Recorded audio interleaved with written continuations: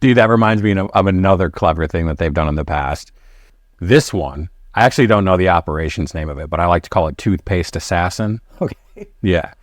So there was a terrorist member, I think his name was Wadid Haddad, I believe his name was. And he was like an high-ranking member of a terrorist group. It was like the PLO or Black September. It wasn't Hamas. It was like one of the earlier ones. And they wanted to get this guy.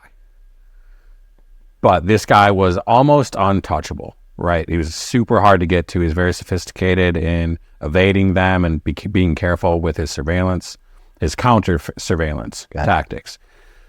So what they did was they got somebody into his inner circle, right? So they got a spy that in one way or another worked himself into his trust.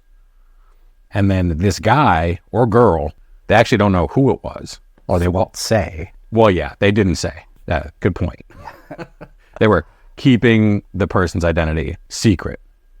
But this spy was able to get so into this guy's inner circle, and he was so trusted that he was able to get close enough where he swapped out his toothpaste tube with an identical tube, but this one was filled with slow-acting poison. Ooh. Yeah.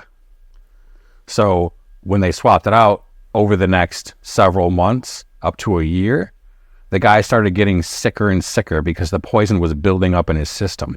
Oh, shit. So it started off, he was just losing weight at first. Then all of a sudden he was losing his hair. He was starting to get infections all the time. He was constantly nauseous and vomiting. The doctors had no idea what was going on. Ultimately, he died of organ failure. And the agent who did this has an alias and is only known as Agent Sadness. Ooh.